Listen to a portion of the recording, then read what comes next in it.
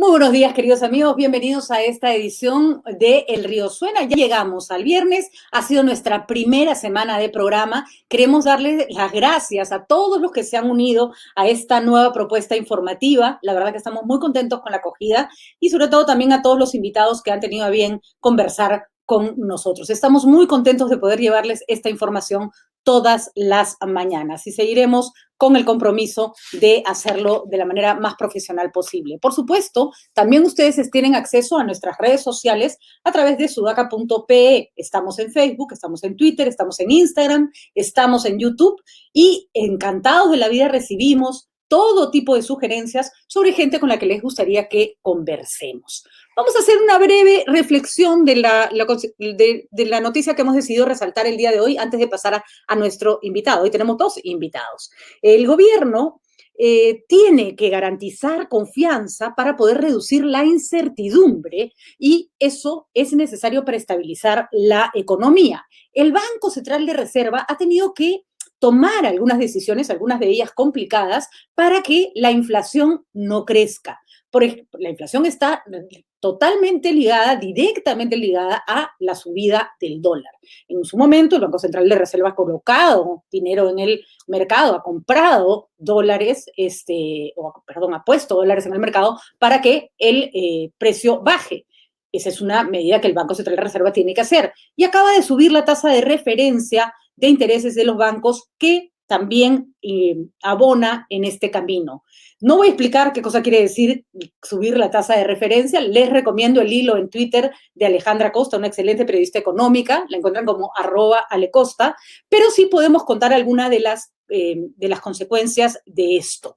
El BCR está haciendo su trabajo, pero si el gobierno no hace el suyo, entonces el dólar va a seguir subiendo o se va a seguir complicando la economía.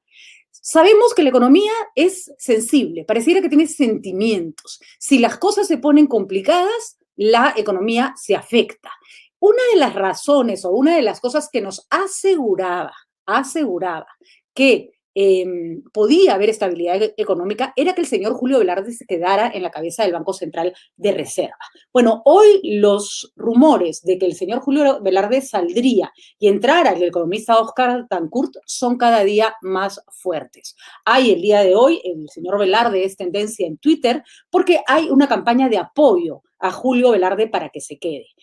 Básicamente, una de las razones por las que Julio Velarde no se quedaría es porque las propuestas para formar el directorio del Banco Central de Reserva, tanto que las que vienen del Congreso como las que vienen del Ejecutivo, no estarían cumpliendo los requisitos que él necesita. ¿Tenemos algún problema personal con el señor Dancourt? No, por supuesto que no. Sabemos que es un economista competente, de una línea más de izquierda, pero es un hombre absolutamente responsable. El problema es que Julio Velarde ofrecía tranquilidad y continuidad. Y el señor Pedro Castillo prometió que Julio Velarde se quedaba. Señor Castillo, ¿dónde está, presidente Castillo, dónde está la palabra de maestro? ¿Dónde queda? Si es que finalmente no puede cumplir con ese ofrecimiento y quienes vamos a pagar los platos rotos de esa incertidumbre constante vamos a ser los ciudadanos, porque mientras la inflación crezca y el dólar suba, todos nuestros asociados al dólar, que no son pocos, van a dispararse. Así que, por favor, el gobierno que cumpla su parte para que la economía logre cierta estabilidad. Entre otras cosas, hoy empieza la vacunación para todos los de 27 años en Lima y Callao. Bueno, chicos, vayan y pongan el hombro. Y finalmente, abríguense. El Senami anuncia para el día de hoy temperaturas que pueden llegar hasta los 12 grados. Así que yo estoy con chompa, después me voy a poner mi casaca, voy a coger mi perrito peruano que anda por ahí y me lo voy a poner encima para evitar el frío. Nos acompaña Eduardo Darllant, él es politólogo, analista político, y justamente queríamos cerrar la semana con él para ver un poco cómo están las cosas en el gobierno de Pedro Castillo. Finalmente creo que si bien no se le pueden pedir resultados inmediatos, ya han pasado algunas semanas como para ver la tónica de este gobierno, por dónde va, cuáles son los caminos que está tomando y hay que decirlo, no son necesariamente tranquilizantes. Eduardo, querido, ¿cómo estás? Muy buenos días, encantada de conversar contigo y que puedas llegar a todo nuestro público. Hola Patricia, felicidades por el nuevo programa y sí, aquí con todo gusto conversemos. Bueno, vamos a ver qué pasa con el señor Pedro Castillo. Hay que decirlo, no empezó con buen pie y hay muchas personas que decían, hey, denle un rato, ¿no? Todavía puede mejorar, todavía las cosas se pueden estabilizar. Sin embargo, pasan los días y tú dirías que se va en una dirección de asumir las críticas y corregir. No parece. Voy a intentar distinguir lo que creo que no le conviene al gobierno y lo que puede ser un problema para el gobierno de la estabilidad que podría lograr este gobierno con las acciones actuales, porque creo que hay una confusión en algunas personas que creen que porque no les gusta algo, eso no es políticamente viable. A mí hay muchas cosas de este gobierno en la forma que ha comenzado que no me gustan. Me parece que la selección de ministros ha sido muy mala. La tolerancia con el tipo de cosas que dice el premier, a mí no me la van a vender esta idea de que no, una cosa es el pasado, esto es el presente. Por Dios, personas que hemos estado trabajando con el pasado por muchos años, no es una evaluación adecuada. Y creo que la plana ministerial que nos han ofrecido está bastante mala, así como la ausencia de comunicación. Sin embargo, creo que también hay que tomar un poco de distancia y darse cuenta que el tipo de oposición que está recibiendo no necesariamente es la más inteligente y además puede estar produciendo eso y la propia presencia de Castillo cierta simpatía y apoyos que no lleven pues a un descalabro de popularidad rápido, ¿no? Como algunos asumieron que todas estas cosas malas que se habían hecho iban a llevar a una siguiente encuesta ya más abajo. Es interesante eso, Eduardo, porque en las primeras encuestas, cuando asume el presidente Castillo, que además cuando ya está nombrado su gabinete, la aprobación es muy baja, ¿no es cierto? Para empezar, es muy baja sobre todo para empezar. Para empezar. Si estuviera al final de su gobierno sería una recontra aprobación. Sí. Otro dato complicado era que había tenido serios problemas para formar un gabinete y es su primer gabinete. Normalmente uno tiene problemas para formar gabinetes cuando se va desgastando. Sin embargo, en esta segunda encuesta que ha sacado CPI esta semana, hay una clara diferencia entre la aprobación de Lima y la aprobación de regiones. En regiones no está mal. ¿Tú crees que la oposición está, digamos, contribuyendo a que los errores de Castillo se vean como ataques de la prensa, de la oposición? Sí, hay que decir que la aprobación es buena. Ya he visto algunos voceros como que celebrando la segunda encuesta, cuando en realidad la segunda encuesta sigue siendo muy mala para un gobierno que inicia, ¿no? Así es. Pero claramente se ve que hay una base de apoyo que ha cambiado. Si la encuesta fuera fuera de Lima, estarían mucho mejor. Y creo que tiene que ver con el tipo de oposición que se da en Lima, que es una oposición a veces bien limeñaza, como dicen fuera de Lima, ¿no? Es una oposición que puede ser pituca, pues los gestos cuentan, la forma en que se hacen los ataques histéricos sobre una serie de temas y cosas, creo que también puede ser exagerado. Una cosa es criticar, creo que hay abundantes cosas para criticar, y otra cosa es caer en este juego de creer que lo que yo creo y lo que está mal, además como si no hubiera historia previa con la campaña, ¿no? A mí personalmente me resulta chocante ver a medios de comunicación rasgándose las vestiduras por los agravios a la prensa, que me parecen gravísimos, pero que ellos me lo vengan a decir después de que se comportaron como se comportaron en la campaña, es no hacer ni un poquito de mea culpa de que en parte tu desprestigio pasa por lo que tú haces, ¿no? Entonces creo que ese apoyo de Castillo fuera de Lima le ha dado un pequeño oxígeno que ojalá sea aprovechado para gobernar bien, porque ese oxígeno no va a durar mucho tiempo si las cosas siguen mal, ¿no? Porque es un oxígeno sentimental, ¿no es cierto? Creo que es un oxígeno por identificación, como es no nos ataques a nosotros que venimos fuera de Lima, limeñito, ojo, déjame en paz, ¿no? Por identificación y por anuncios, ¿no? Ha habido algunos anuncios diciendo me voy a preocupar por ustedes, vamos a dirigir esfuerzos para que no suban. Podemos discutir horas si es que se puede hacer eso, si es bueno, si es malo, pero los anuncios van en la línea de, oye, me estoy preocupando porque los que le están pasando mal, ojalá la pasen mejor, ¿no? Me parece que Castillo funciona mejor en la plaza, ¿no? Yo también creo que tiene una pésima comunicación, pero los anuncios que hace desde la plaza a veces puede ayudar, ¿no? A mantener cierto apoyo fuera de Lima, ¿no? Y tiene tiene ciertas reacciones rápidas, ¿no? Ayer, por ejemplo, anunció la inyección de dinero a Sedapal, que ni siquiera es mucha plata y sabe Dios qué se hará con esa plata, pero como gesto político es una manera de decirle, ojo, me estoy ocupando de lo que está pasando en San Juan del Lurigancho, ¿no? Porque creo que el gran problema de legitimidad del sistema político, económico peruano, si querés llamarlo de alguna manera grandilocuente, es que constantemente te decía, estamos en el mejor de los mundos que puedes desear, o estamos en un mundo de estabilidad económica y el Estado es ineficiente, y estas cosas son, casi que agradece como si no hubiese una comparación fácil en el resto de la región, de ver que el mundo pues era más complejo y que había una serie de cosas en las cuales estamos fallando groseramente. Entonces, me parece que Castillo tiene un oxígeno por esta identificación, por estos anuncios, y por esto. Eso no creo, que sería un error, me parece que también el ministro de Justicia ha salido con cierta arrogancia a volver a traer el argumento de que los medios critican porque no reciben, eso es lo mismo que dijo López Aliaga en campaña, ¿no? Que sabemos pues que son mínimos, ¿no? O sea, si es que ya se comen ese pleito de que me critican porque soy de determinada manera o porque soy, creo que sería un gravísimo error para lo que viene, ¿no? Que ahorita lo que viene probablemente sea menos paciencia con los errores del gobierno, incluso fuera de Lima, ¿no? El gobierno está, digamos, aprovechando muy bien la pelota, ¿no es cierto?, del victimismo, ¿no? Porque si bien hay ciertas críticas que son estúpidas, ¿no es cierto?, y que son histéricas, hay otras que son absolutamente válidas y que ni siquiera vienen de grupos extremistas de derecha, correcto, ¿no? Correcto. Y pareciera que el gobierno mete todo en una especie de saco, ¿no? Y dice, nos están atacando porque nosotros somos del interior del país, porque nosotros venimos de regiones, porque no nos toleran, ¿no? No es mala la jugada política, ¿no? De hecho, les ha dado resultados. Por un momento, por un tiempo, tienes que rendir. Es un país que además sabemos que los presidentes son devorados en su popularidad si no pueden rendir y poder responder a ciertas cosas. Sabemos además que algunas de estas medidas pueden no tener el efecto que se señala que van a tener. Y además porque yo sí creo que eventualmente hay un sector grande de personas de regiones, nuevos profesionales, que van a sentir insultante que se diga, pues bueno, este es el equipo de provincias, ¿no? Este es el equipo de regiones, cuando en realidad sabemos que tenemos liderazgos políticos y profesionales de mucho más alto nivel en regiones que yo sí creo han estado excluidos de este sistema político peruano, ¿no? Han estado mucho, se ha abusado mucho del tecnócrata y menos del político. El político tienes que echarlo a la cancha también para que se juegue el partido por tu gobierno. Si no logra vender que ese gobierno está haciendo algo, ese político fracasa.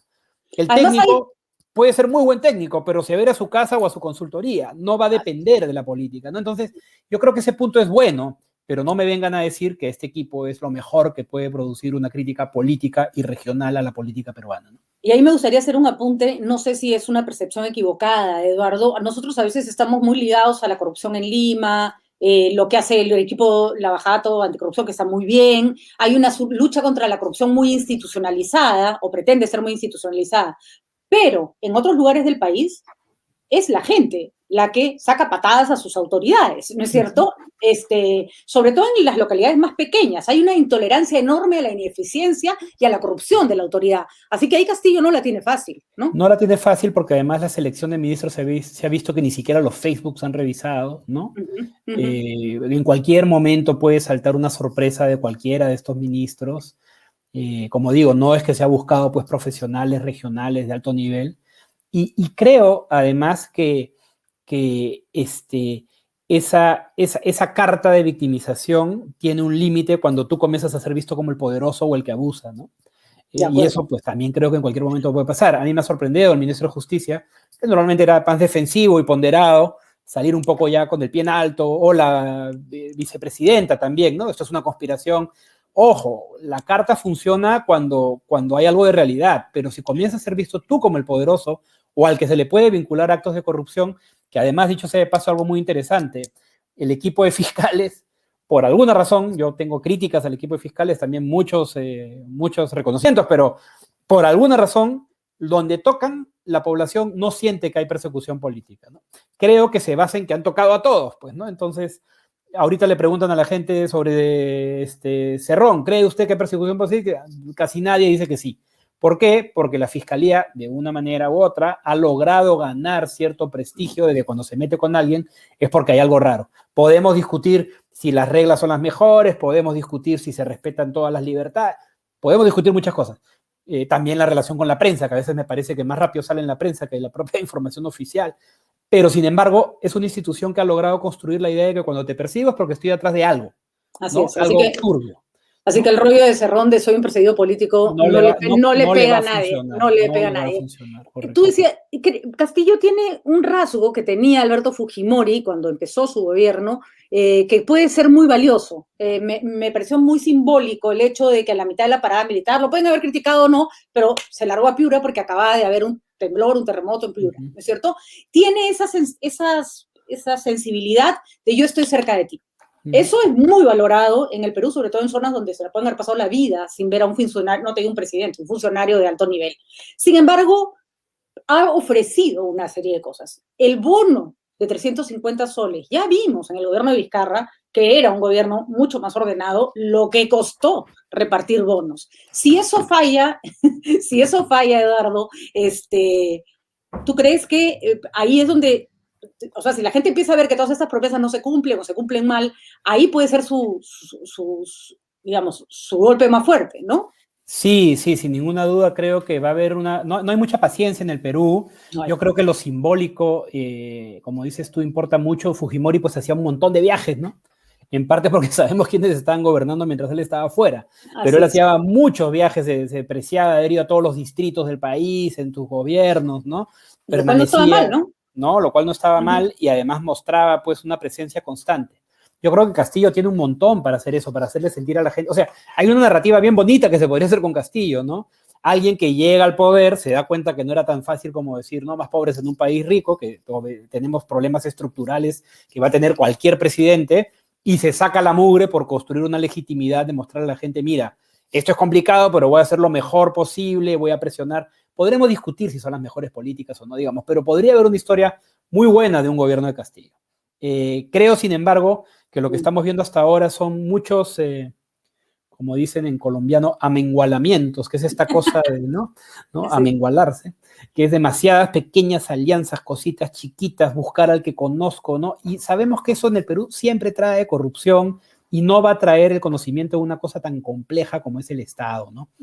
Además todavía está en onda balconazo, ¿no? No, que no ayuda, sí, ¿no? Todavía, y además no creo que como que tú decías, ¿no? Sin reconocer algunos errores necesarios, ¿no? Y no olvidemos también del otro lado que tenemos un Congreso que no veo ninguna razón para pensar que ese Congreso deje de actuar como el último Congreso o el anterior en cuanto a toda esta micropolítica de los favores a cambio, ¿no? Te doy, tú me das, queremos leyes más populistas en lo económico, de gasto. Ya se está rumoreando lo que podrían ser los nombramientos del BCR, que pues desprestigian cualquier crítica a la calidad del gabinete si es que tú nombras a personas pues que no tienen las cualidades para estar en el BCR, un tema técnico complejo. También se viene la elección de magistrados del Tribunal Constitucional. No quiero ni pensar lo que sería un choque de poderes con magistrados que no tengan legitimidad, ¿no? Y lamentablemente hemos visto que el cuoteo es lo que impera en el Congreso también. Y con gestos y actitudes que no ayudan. Entonces, podemos ir al peor de los mundos, ¿no? Un ejecutivo muy desprestigiado y un Congreso muy desprestigiado. Creo que no hay país que te aguante 5 años más de mediocridad como la que hemos vivido, ¿no? Y sin ver todavía partidos que levanten el nivel, ¿no? Que digan, bueno, voy a comenzar a hacer políticas centrípetas de Estado, proteger lo que hay, la reforma universitaria, el Tribunal Constitucional, servir, ¿no? Proteger lo que hay y proponer cosas para que esto mejore. Creo que no se ve eso y el resultado pues puede ser terrible. Un ejecutivo mediocre y un Congreso mediocre, ya que nos queda, ¿no? Entre la Comisión de Educación, que es como para salir corriendo en sentido contrario, y anuncios como los del señor Castillo, el presidente Castillo, que pretende digamos, por ejemplo, debilitar la Contraloría creando un organismo paralelo, vamos muertos, ¿no? Vamos muertos. Crear la Contraloría. Ahora, hay un punto importante. Esta semana hemos hablado con Lucio Castro, es una entrevista que fue muy reveladora, que además generó una reacción en otros medios, y fue muy reveladora porque Castillo es maestro. Se estaba hablando del el apoyo de los maestros ligados al sindicato, que él ha liderado, el FENATE básicamente, que se ha institucionalizado en este gobierno, pero resulta que el SUTEP, que es el sindicato con más maestros en el Perú, ha salido a decir, este señor nos está metiendo cabe, no nos está haciendo caso en nuestras demandas, y parece ser la primera muestra, ¿no es cierto?, de que aquel grupo al que Castillo debía representar, qué cosa más evidente que los maestros, ya se siente traicionado, ¿no?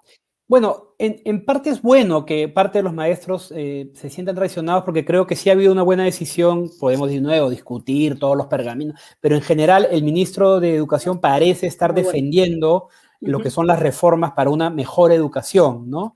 lo cual implica pelearte con un grupo de interés como los maestros. O sea, no hay forma que tienes que negociar con ellos, pero tienes que pelearte. Entonces, no me parece mal que parte de los maestros digan, oye, no está cumpliendo tan rápido lo que nos dijo que iba a hacer, porque creo que ahí sí se va más hacia un bien común. Pero sí lo que se ve con los sindicatos muestra mucho problema, ¿no? O sea, está mostrando la creación de un sindicato alternativo que le están dando vía rápida, ¿no? Y que viene con sectores pues también bastante radicalizados, que es otra cosa que no vale la victimización, ¿no? Mucha de la gente que está diciendo ahora, están terruqueando. Yo me he pasado los últimos años diciendo que terruquear es muy malo, pero cuando ves simpatías, gestos, signos, y de pronto te dicen, sigues terruqueando, no, pues no seas gracioso. Firmas, pruebas en investigaciones, o sea, esto no es una percepción, ¿no? Una cosa es el terruqueo y otra cosa es decir, perdón, este señor vínculos ha tenido, ¿no?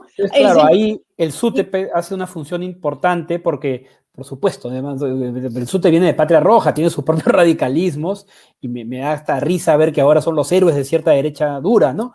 Pero obviamente el SUTEP también está diciendo cuidado con lo que están creando porque puede ser una organización que más bien atente contra una de las cosas que se vienen haciéndole para la educación en el Perú. Mira que tal vez eso a futuro, si es que no simplemente utilitario, puede ser importante, porque si hay algo que la derecha nunca le ha reconocido a Patria Roja es haberle puesto el pari a Sendero Luminoso en el magisterio, ¿no? Y además a costos altísimos, porque les mataron maestros, ¿no? Entonces, tú puedes estar en contra del Patria Roja en 1000 cosas, pero hay que reconocer que fueron un gremio que dijo, acá terrorismo, no, y que les costó la vida, ¿no? Sí, y que es parte de lo que también hay que ver al momento de criticar, ¿no? Que en el Perú, pues, los radicalismos van de lado a lado, hemos anchado el abanico, y hay que cuidar mucho la palabra, creo, terrorista o la palabra simpatizante de Sendero, pero yo sí creo que en este caso tenemos casos donde, pues, es evidente que les cuesta muchísimo y en el pasado han hecho reconocimientos y loas a algo que debería ser considerado una ideología totalitaria, ¿no? Comprender la complejidad del surgimiento del nazismo en Alemania no implica que aceptes que haya nazis en el gobierno, ¿no? Así es. Digamos, lo mismo podemos decir con los Khmer rojos, con diferentes cosas. Yo puedo comprender la complejidad de la violencia en el Perú, puedo entender que haya habido incluso simpatía por Sendero en algunos sectores en un inicio, pero han pasado muchos años y sabemos el carácter genocida y brutal de Sendero Luminoso. Entonces, no, y además, por ejemplo, ser simpatizante de Movadef o miembro de Movadef no es un delito en sí mismo. Hacer apología del terrorismo sí, pero hay un punto que es clarísimo. El Jurado Nacional de Elecciones le ha cerrado la puerta a Movadef como una opción política. No se pueden meter por la puerta falsa. No pueden gobernar un país para el cual no están habilitados, ¿no? Y personalmente creo que una autoridad pública no debería ser aceptable, que una autoridad pública tenga simpatías con los que son la careta legal de lo que fue el Sendero Luminoso, ¿no? Entonces, yo sí creo que hay una discusión ahí que tiene que darse y me parece que hay una buena parte de la izquierda que no es ni tan radical, que es más técnica, que entiende mejor las complejidades de gobernar, que queda muy mal intentando decirnos que todo esto es parte de la misma campaña, ¿no? Yo creo que no. Creo que hay un espacio enorme para la sensatez, para la crítica, que hoy por hoy no está muy representada, pero que necesita construirse y que pues tenemos que hacerlo desde diferentes espacios. Porque si no, nos vamos a quedar con dos bandos radicalizados, ¿no? El que dice que todo es persecución de corrupción y que celebra pues las dictaduras de izquierda, y por el otro lado los que quieren excluir y los que quieren prohibir y además tienen también sus propios autoritarismos a cuestas, ¿no? Finalmente, Eduardo, tenemos un ejecutivo debilitado que está jugándose la carta del victimismo, de que todos los ataques en realidad están desdibujando su trabajo, pero que mientras no muestre resultados esa carta se le va a agotar rápido. Tenemos una derecha o una oposición en el Congreso muy bruta que le hace el juego a esta victimización y tenemos una especie como de centro que no atina, ¿no es cierto? No atina y a señalar las críticas, son como tibias. Sagasti, tú lo mencionabas en un artículo muy bonito que existe en el diario El Comercio, demostró que en medio de un caos se puede hacer un gobierno digno. ¿Tú crees, tienes esperanza de que alguien en esta mezcolanza tome esa batuta y diga, ok, no todo tiene que ser un desastre, vamos a comportarnos como debe ser? Creo que hay mucho en juego en dos partidos que nos han decepcionado mucho en el pasado, que son Acción Popular y APP.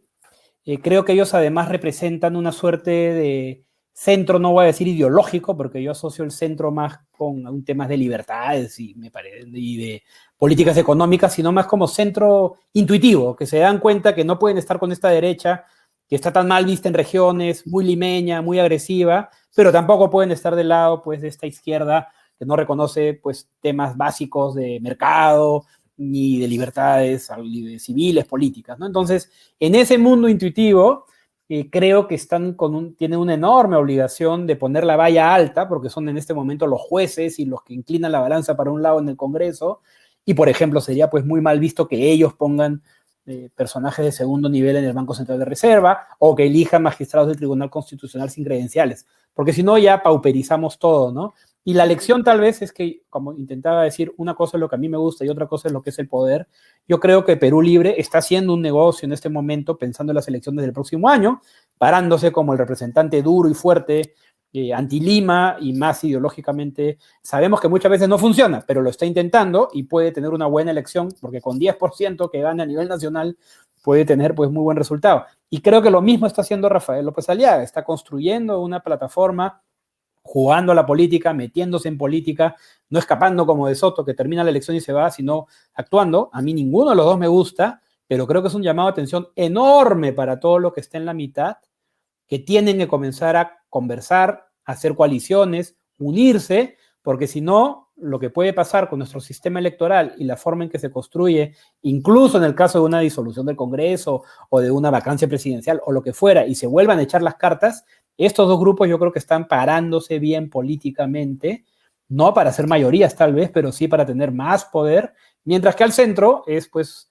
centro, centro-izquierda, centro-derecha, creo que no me refiero al centro, ¿no? Sino estamos viendo pues más bien fragmentaciones, debilidades y proyectos individuales, ¿no? Entonces creo que parte de lo que tú preguntas y lo necesario es ver quién puede ayudar a formar coaliciones que sean lo suficientemente primero, pues con ciertos valores programáticos, ideológicos, pero también con suficiente llegada fuera de Lima y que pueda recoger este tema de demandas y necesidades, también ideológicas, también programáticas en las regiones, ¿no? Sin eso, creo que ahorita solamente veo estos dos grupos haciendo un negocio, si quieres, político, en marcar sus particularidades. El radicalismo y la polarización ayuda a mostrar más claramente y a jalar a los electores hacia esos lados, y creo que es un llamado de alerta para todo lo que esté en la mitad, ¿no? Muy bien, Eduardo, totalmente de acuerdo contigo, porque además creo que Sagasti dejó un espacio interesante para que ese centro sea ocupado y de pronto todo el mundo lo abandonó. Y hay que confiar en que la gente está aburrida, cansada de este jaloneo hacia los extremos. Hay un espacio para el centro que pareciera que todo el mundo se muere de miedo de tomar. Muchísimas gracias, Eduardo, por tu conversación. Nos has acompañado en el análisis político de los viernes y por supuesto te volveremos a tener en el programa. Que tengas un buen fin de semana. Gracias por haber estado. Muchas gracias, Patricia. Chao.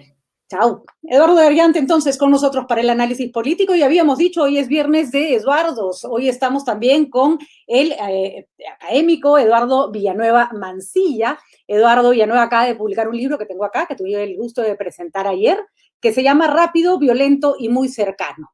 Yo ayer mencionaba que parecía el nombre de una película de acción, Rápidos y Furiosos, pero no, se refiere en realidad, a un momento en nuestro país, a un momento muy cercano que fue especialmente simbólico. Las protestas de noviembre contra la designación del señor Merino como presidente de la República, que en menos de una semana logró la ciudadanía en las calles que saliera a quien se consideraba un usurpador del poder y finalmente se escogiera al presidente Sagasti, quien terminó este periodo gubernamental. Eduardo, querido, muchísimas gracias por estar con nosotros y por comentarnos un poco de tu libro. Aprovecho para estrenar este espacio contigo porque los viernes siempre vamos a tener una conversación sobre algún libro. En este caso estamos hablando de un ensayo. Eduardo, querido, ¿cómo estás? Muy buenos días, gracias por la invitación, Patricia. Encantado de conversar contigo y con la audiencia sobre el libro. Bueno, lo comentábamos ayer y creo que es interesante que nos comentes. No es normal que desde el punto de vista académico o de difusión académica se escriba un libro sobre un hecho a veces tan reciente, ¿no es cierto? Ha pasado menos de un año de las protestas de noviembre y ya tenemos un documento que nos permite entender lo que tú llamas la política digital, ¿no es cierto? O cómo se mueve lo digital con lo político para crear el movimiento como lo que vimos que culminó con esta triste marcha del 14 de noviembre. Cuéntanos un poquito, ¿cómo te animas a escribir tan pronto sobre este tema? Bueno, una de las virtudes de las décadas de convivir con la Internet ha sido acostumbrarnos, no todos obviamente, pero un grupo a tener espacios de reflexión más inmediata, bajo, bajo el control completo del autor, ¿no? Que son los blogs, fundamentalmente los blogs, pero hay otras formas también, ¿no? Y yo siempre he estado escribiendo sobre aquello que me parece importante, desde que tengo blog, que es mediados 2006, ¿no? Desde el 2006 tengo formalmente un blog y escribo lo que pasa por mi cabeza sobre algunas cuestiones, desde muy triviales hasta más profundas, si cabe. Y el año pasado, mientras estaba ocurriendo esto y mientras uno lo veía literalmente ocurrir, no solo en la pantalla, sino en el mundo real, dije, bueno, algo tengo que escribir. Y lo hago más por mí que por otras personas. O sea, lo hago pensando en necesito procesar lo que está pasando de alguna manera más sistemática, si cabe, ¿no?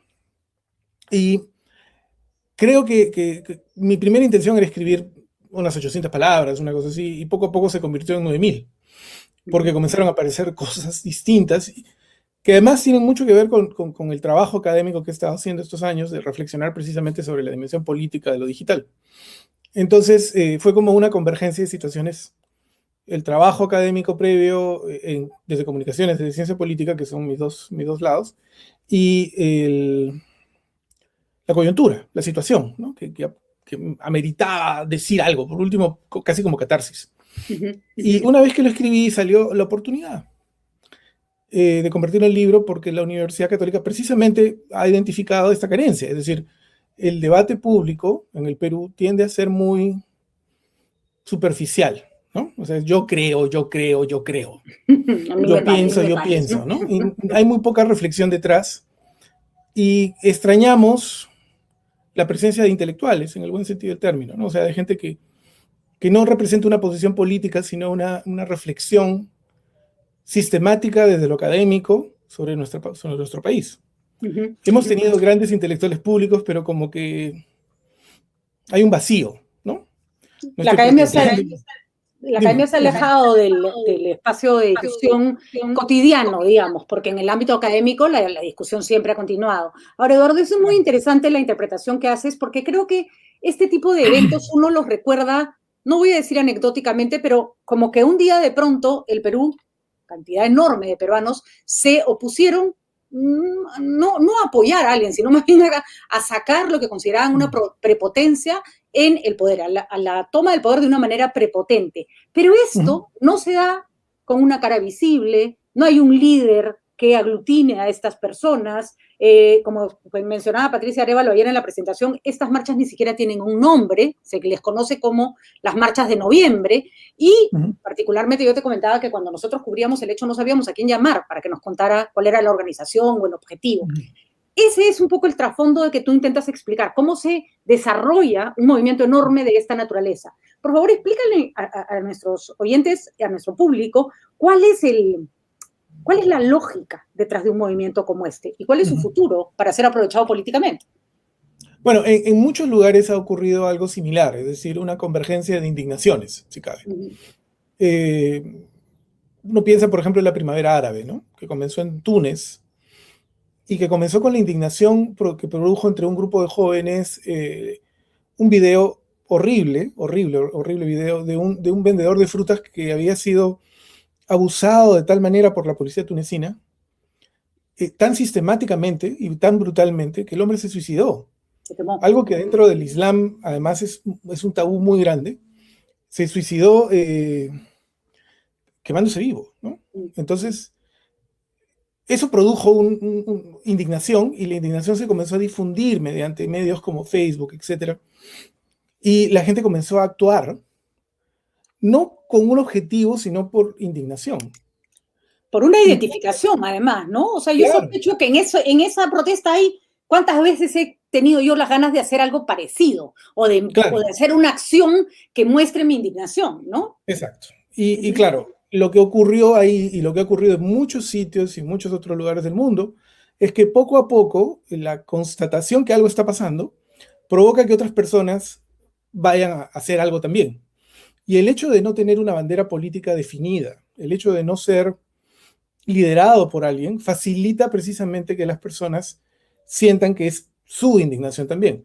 Que no tiene que ser igual que la indignación de los demás, sino que es más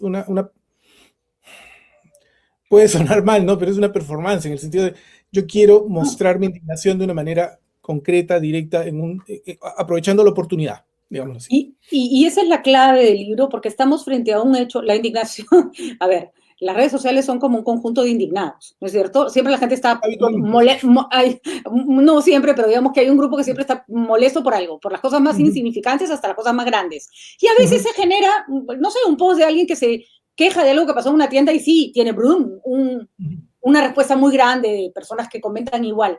Pero eso suele quedarse en las redes, suele quedarse en... de pronto saltan los medios de comunicación o la empresa pide disculpas, pero hasta ahí llegamos. Es raro que eso vaya, pues no sé, a tirarle huevos a la empresa que hizo el daño. En este caso se pasa de la identificación, de la indignación compartida a la acción. Y esa creo que es la clave de lo que explicas en el libro, porque ese es un punto que empieza a volverse reiterativo en la participación de los ciudadanos, ¿no? Sí, y además hay una cuestión que es también la respuesta frente a la movilización. Es decir, en la misma noche del lunes, cuando ocurre esto, cuando ocurre la vacancia de Martín Vizcarra, no es la vacancia, pero en fin, ¿no? En fin, la cuestión técnica no es relevante en este momento. Pero cuando ocurre lo que ocurre, digamos, comienzan a haber pequeñas manifestaciones, muy pequeñas, en la Plaza San Martín, ¿no? Lo que siempre pasa, digamos así. Pero creo que un elemento importantísimo ahí fue la respuesta, precisamente, del gobierno de Merino. Es decir, fue una actitud de, no molesten, ¿no? Ya está, ya asuman, ¿no? Cosa que se agrava con el nuevo gabinete, que muestra la misma actitud de, esto no es asunto de ustedes, esencialmente como que... Acostúmbrense, ¿no? Acostúmbrense. Era un golpe palaciego, es lo que normalmente se usa, el término que normalmente se usa, ¿no? Para estas disputas de poder entre las élites. Pero no estamos en una sociedad donde eso funcione. Y veníamos de un año muy duro, de un año muy difícil, y de un año en donde mal que mal habíamos tenido que confiar en alguien, aunque no necesariamente lo mereciera todo el tiempo. Los ciudadanos habíamos mal que mal confiado en el presidente, y lo sacaron por lo que evidentemente era un pretexto burdo. Y entonces de pronto, ¿y este qué hace acá? Y no dijo una palabra. El gobierno merino no dijo una palabra coherente sobre qué iba a ser distinto. En el libro yo menciono que la única medida concreta que ofreció el gobierno merino durante esa semana fue levantar la suspensión de circulación de vehículos particulares durante los domingos. Es verdad, es verdad. La única medida. Y como me dijo un amigo, es que él quiere ir pues al regata, seguro. No tengo idea si eso sea el regata, si antes los Flores Arauz eso es el regata, pero es esta idea de una élite completamente desconectada de todos los demás. Así es. Que simplemente está interesado en ellas mismas. Y eso provocó indignación, y la indignación se multiplicó precisamente porque la gente la difundió. Y entonces se volvió una bola de nieve que simplemente no se pudo detener. Y la represión agravó la situación. Si no hubiera habido la represión que hubo, probablemente no hubiera pasado todo lo que pasó. Un movimiento político se caracteriza por estar respaldado por una ideología, por tener un plan, por tener un representante. Tú más bien esto lo defines como una movilización social. Sin embargo, si miramos el mundo, los cambios importantes que se dan en distintos lugares del planeta ocurren a raíz de estas movilizaciones sociales. ¿Son capitalizables políticamente? Es decir, ¿puede a partir de esto nacer un líder? Pienso, por ejemplo, lo que pasó con Podemos en España, que sí, se montó sobre una protesta de los indignados y finalmente se convirtió en una propuesta política más. ¿Estamos ante formas nuevas de participación ciudadana que la política no puede aprender? Ese es un dilema interesante porque en general se ve que estas protestas aglomerativas, digámoslo así, ¿no? Que, como dice una autora que cito varias veces en el texto, que es Zeynep Tufekci, una brillante investigadora turca radicada en Estados Unidos, ¿no? El movimiento precede a la organización. Antes se necesitaba organización para crear movimiento, ¿no? Y el ejemplo clásico en Estados Unidos es la marcha de las mujeres que ocurrió inmediatamente después de la toma de posesión de Trump. Fue inmensa, fue tan grande como la marcha a Washington de Martin Luther King, el año 64, la del famoso discurso Tengo un sueño. Pero la marcha del 64 tomó 9 meses organizarse. y creó un movimiento social que se convirtió en un empujón brutal para la transformación política de Estados Unidos, que ocurrió en las leyes que se aprobaron en el 65 y el 66. En cambio, la Marcha de las Mujeres fue una expresión de indignación que no necesariamente se canalizó en algo concreto, el año 2016. Pasó en la primavera árabe, ha habido, o sea, salvo Túnez, todos los demás países o han revertido o se han convertido en desastres humanitarios. Y aquí en América Latina, en Chile, el estallido social terminó siendo procesado por un sistema político mucho más organizado y de mucha mejor calidad que el peruano, en un proceso constituyente. Es verdad. ¿No? Entonces el estallido social tuvo una consecuencia política y, bueno, no está muy claro qué va a salir de ahí todavía, pero pues, se procesó. Aquí no había quien lo recogiera. Los pocos políticos que trataron de actuar esos días, el único político que estuvo en primera línea participando en esto, creo que sabes quién fue, ¿no? Fue ¿Ah? Julio Guzmán, me parece. Sí, Julio Guzmán. Julio Guzmán, que no le significó ningún rédito, ni medio. Absolutamente ¿no? Ningún rédito. Ningún rédito, ¿no? Y alguna, se les sentía como que se estaban aprovechando de una situación que no era de ellos, ¿no? Así es. Y bueno, Verónica Mendoza quiso unirse a una marcha en el Cusco y, digamos, con cierta elegancia podríamos decir que la rechazaron. La votaron. Entonces, claro, era una indignación y era una indignación que se produjo. O sea, no es que la indignación no haya existido antes. El punto es que ahora la indignación es más visible, se procesa más rápido y se ve como algo propio más rápido gracias a todo este ecosistema digital. Coincido con lo que decía ayer Omar Coronel, que esto sí da pie a la creación de cierto tejido social. Creo que es más bien fragmentado, creo que todavía ligado no a un interés enorme común, sino que la indignación crea como, no quiero minimizarlo, pero como grupos de amigos o grupos de interés, vamos a decirlo así, que pueden terminar teniendo un activismo político interesante. Sin embargo, creo que existe en cierta clase política la ilusión de que esto es replicable. Que si Castillo, si el presidente Castillo no hace lo que debe ser, entonces vamos a mover la calle como se movió contra Merino. Eso es como tratar de controlar un contagio de un virus, es decir, vamos a hacer que la gente se contagie de esto. Es en esta explicación que das, podemos decir que este es un fenómeno replicable, organizable para futuras situaciones políticas. Yo creo que no, por dos razones. La primera es que son indignaciones muy diversas que convergen en un factor que es la completa falta de representatividad del gobierno, ¿no? Y lo que está pasando, por ejemplo, ahora con la coyuntura política en el Perú es que el gobierno, que tenemos una disputa de representaciones. Entonces no se puede producir esta unanimidad. Lo que podría producirse, confío que no, por muchas razones, pero lo que podría, el peor escenario posible, más bien sería un conflicto social muy abierto, ¿no? Muy duro. Y la segunda razón es porque precisamente la virtud de la convergencia de indignaciones es que la gente no tiene que estar indignado por lo mismo. Tiene motivos distintos. Entonces, claro, hubo denuncias sobre Merino, por ejemplo, ¿no? Denuncias de que había hecho esto, que motivaban distintas reacciones. Pero sobre todo lo que yo creo que encandiló a las personas era esto del desprecio absoluto a algo que de alguna manera, con miles de defectos y probablemente con muy poca inserción social real, ¿no? Es la democracia.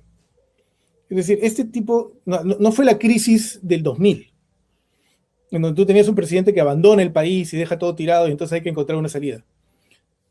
Eso fue un golpe palaciego, en donde gente que no representaba a nadie, sino a ellos mismos, y a sus intereses, estaba jugando con todos en una época de crisis. Y eso fue lo que provocó la indignación, y esa es una suma de indignaciones que es muy difícil de manejar.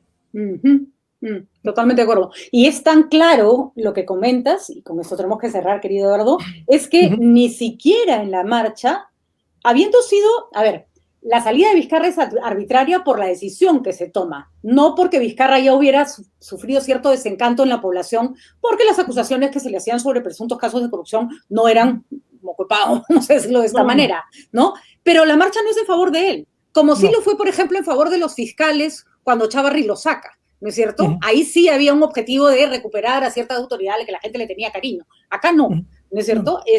Entonces, estamos ante una indignación que es mucho más grande que un personaje, ¿no es cierto? O que la restitución de un personaje, ¿no? No, eso es clarísimo. Es decir, si algunas personas todavía lo ven como un acto sofisticadísimo de manipulación política organizado por el dúo dinámico de Vizcarra y Sagasti, ¿no? No fue así. O sea, si Vizcarra cayó no fue por corrupto, fue porque no supo crear alianzas. Así es. O sea, peores corrupciones hemos tenido en el Perú. Y los presidentes han llegado a fin de su mandato. Y aquí lo que pasó fue que Vizcarra poco a poco se fue aislando y llegó a un punto donde fue tan débil que el Congreso se lo podía bajar. Así es. Y el Congreso se lo bajó, pero no pensó que el resto de la sociedad no le gustaba ese juego. Porque, claro, el Congreso no es que tenga más legitimidad que el Ejecutivo. El resultado fue que calcularon pésimo.